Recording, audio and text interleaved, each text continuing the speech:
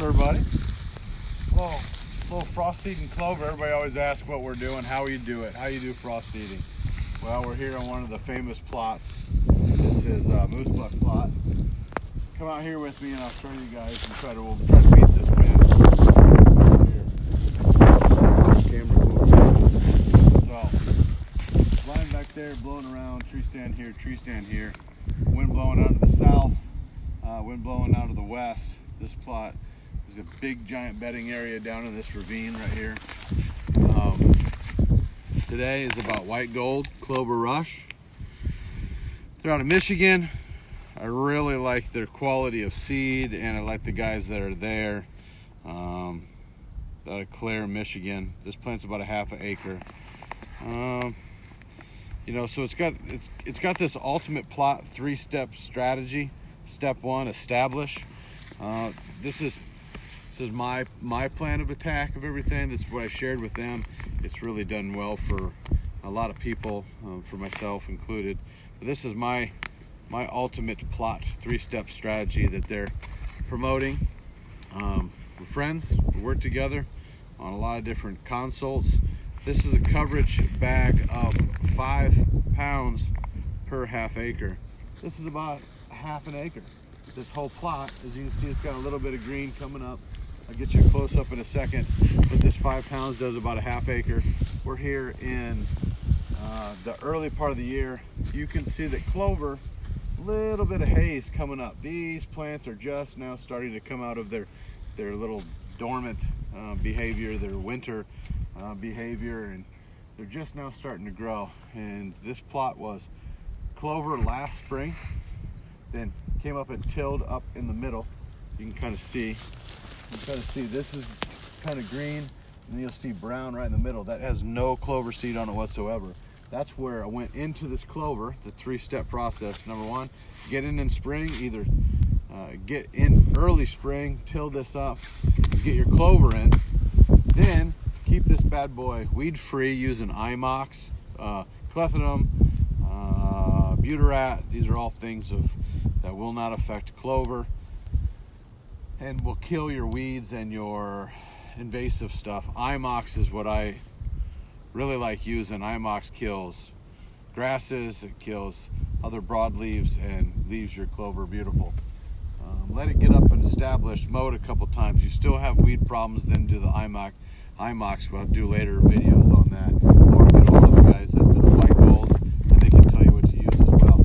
But I'll keep this thing beautiful clover all year up into about August, and then I'll come in and I'll go, okay, where's the thickest parts? How does it look? I'll then make a determining factor of when and where I want to go ahead and till up half the plot, quarter of the plot, third of the plot. In this case, I've got one swath right here in the middle, half this plot, and it's kind of got this finger off of it. Took the middle of that, let these two connect, and what you're going to find is this is put into gold fever, which is white gold, gold fever, which is a brassica blend.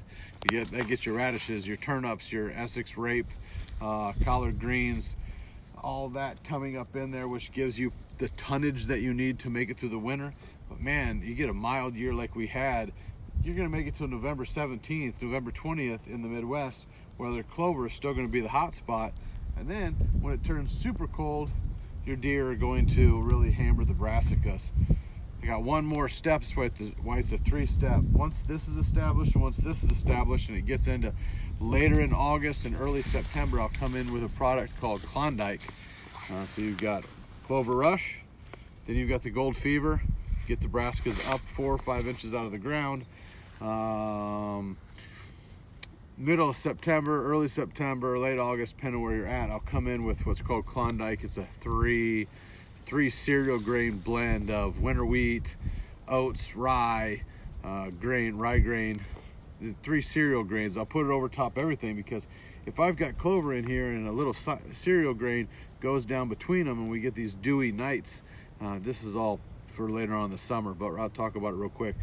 The cereal grain goes down in there, the Klondike then it'll sprout, and that baby will be about this big, and the deer would just mow it. It's fresh growth. It's coming out of the ground when everything else is kind of phased through and phased down. I'll also go into the brassicas and I'll put it all over. When you put brassicas down, they should be far apart because they're going to be tubers, they're going to be radishes, they're going to be turnips, they're going to be these big leafy rape plants, rapeseed, brassicas, all them. They're going to be widespread kind of deal. And then you drop all this Klondike and the cereal grain into it. It's going to grow up in between those little open spaces. That's the 3-step program. It's on the website, white gold. These guys are awesome. But also, if you buy a bag of Clover Rush right now, it's going to tell you. It's going to tell you how to do it. It's going to tell you how to prep the soil. It's going to tell you some planting instructions. It's going to tell you about fertilizer. It's also going to tell you about the ultimate plot 3 steps strategy. Step 1, establish. Plant Clover Rush, entire thing by frost seeding, and in the spring, summer, establish a high protein food source for your deer. This is step 1. So this has red clover in it, frosty berseem clover, I don't even know, legacy white clover, ladino, and a little bit of chicory in here. Great mix, very high germination rate. What you're looking for, really high quality product. So let's look at this clover. I told you we're going to look at it. Let's pick anywhere really. Put the light on it, watch the shadow. Come right here with the camera. Come to me real quick. So I'm going to take you down here. We're going to look at the new growth that's coming. We've had some really mild late winter here. We've got this, okay? We've got this clover coming up. See all these holes? This bare dirt? Look how wet that is right there, okay? See how wet that is? See these little holes in this dead grass everywhere? These little bitty seeds are going to fall in these little dead spots all underneath here. The clover that's already established from last year, it's coming up already. That's awesome. But then once you come in here and frost seed the next 2 weeks, you got to have these cold nights. You don't need actual frost. I saw a thing the other day on somebody was saying, you need actual frost. No, you don't. You just need to get this seed in here before anything else grows. The water, the rain we're getting this next week is going to just take off and germinate the seed, but that's it. You're going to go into either established clover places just like this. It's already established. The seeds are going to fall in here. They're going to get some wetness, and then once that temperature hits 60 degrees, it's all going to grow beautifully. Then you're going to get some weeds in here, and at that point you just want to mow it. Clover's very easy to maintain, and it is an absolute killer. I don't even mind grabbing some alfalfa from a seed store and getting some alfalfa established in here.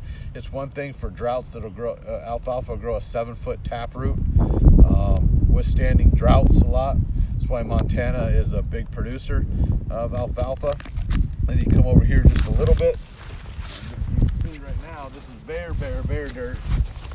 Bare dirt, man. There's nothing growing in here because this was all brassicas. This was gold fever. There's remnants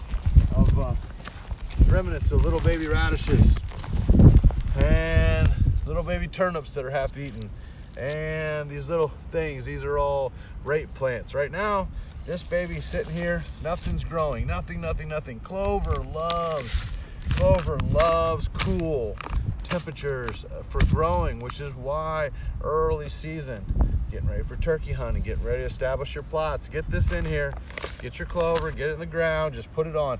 All this stuff from freezing and thawing and snow have made all these little nooks and crannies, man. Little bitty nooks and crannies. All this stuff on top is going to cover these little, as this leaf comes in, it's going to come in here. All these little cracks. If you look at your dirt, you see cracks in here, and then you go down and you pop this little dirt out, and that stuff is wet right there from the snow and from how just spring makes the dirt perfect for planting. You get some clover seeds fall in these cracks, freeze thaw, or just cool, hot.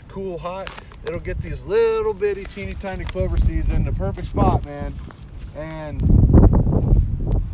it's beautiful, perfect. As Ted Nugent would say, this is perfect, man. God made it this way. We're just stewards of the land. Establish your plots early. Hopefully I explained a little bit of why. Hopefully I explained a little bit of understanding what it takes to kind kind of get one started. You don't have to do anything except for timing and preparation. A lot of people just got a question from the man behind the camera. Am I going to be okay into, old, bean stubble? Why not? Right? Why not? It should be, right? If there's no weeds in there, nothing's growing right now, and it's got little bean stubble, you might have to go 2 bags, 2 bags to the half acre, 4 bags to the acre. You might have to, double the rate, right? So 10 pounds an acre. That stuff's going to grow. There shouldn't be any residue from anything they put on it from the year before. It should have already dissipated, and it should be good to go. He just happens to have family land. He has okayed it with his family to be able to put it out there. So make sure you check with your farmer. They don't want to compete against a perennial like a clover or an alfalfa. In your situation, his situation is perfect. Go out, put it out, experiment. You're out $100, you're out $50, $30. I spent a lot more than that on stupid things where this is educating. I know I can't do this again, or that worked a little bit, but I would go a little heavier. I would rather have knowledge now and know later. Write it down.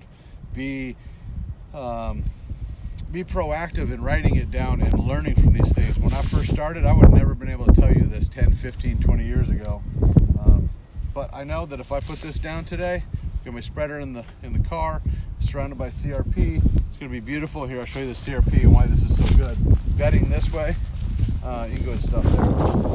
Bedding this way. You got your CRP up here. These deer come out of this, through this CRP, through this soft edge, come into this clover and advance on to those other big ag fields that way. So here we are. We're just putting this down, making our place beautiful.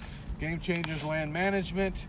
If you're in the Midwest or really anywhere and you want land management, a consult, that is my job. I can come to your property and tell you how I would look at it, where I would create food plots, where I would hang stands, where I would put blinds, how the flow of the deer coming through, where I put trail cameras. Those are consults. It's $2,500 a day for a consult. If you were in Illinois and you were looking to buy a piece of property, I am now a realtor with Adam Merrick Real Estate, AMRE. I'm a land specialist because there just is a lot of there's a lot of opportunity that I'm finding where people are wanting to buy ground in Illinois. Okay, they're wanting to buy ground in Illinois. One, they don't know exactly where to go, and when you're buying land, understand that most of the people listing the properties that you see on Land and Farm, you see on Whitetail Properties, Land Guys, Illinois Land and Rec, Landco, these other companies, these guys that we are all in the same market, they are representing the seller selling that property.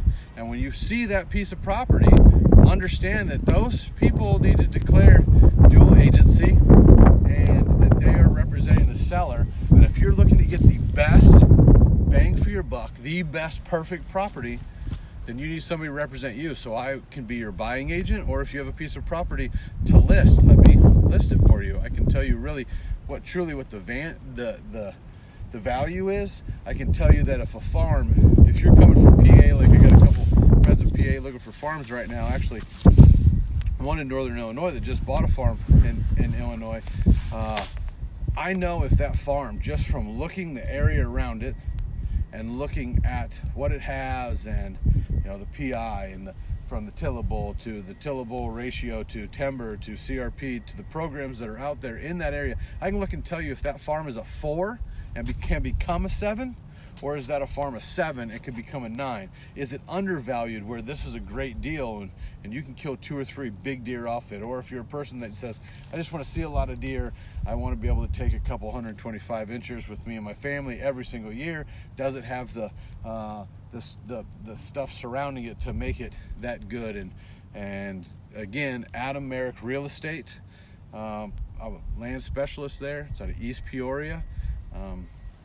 I'd just love to help you. Buyer's agent.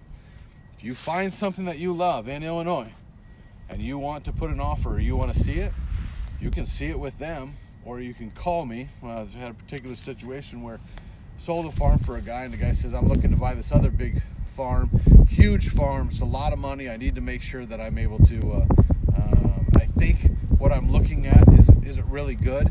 I don't want to look at it without you coming to see it, because that's what you do as land specialty. This has been your whole life. You're good at it, and I want the inches of antler that you've put on the ground. I want to make sure this property is legit.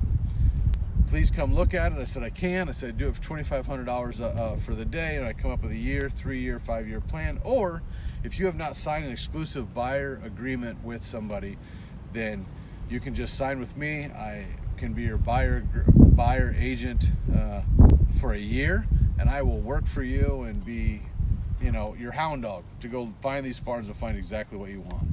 So again, Adam Merrick Realty, Adam Merrick Real Estate, AMRE, East Peoria, Illinois. My card's right here on my Facebook page. All the details and the disclosures of legit. Chris Brackett telling you about clover rush today, how to frost seed, how to get your land managed, how to get everything right. And give us a like, follow us, go to Instagram at Chris Brackett's GameChangers on Instagram. Follow the beautiful pictures and the progress that we make in the year, different pieces of land that'll come up. And we love you, and God bless y'all.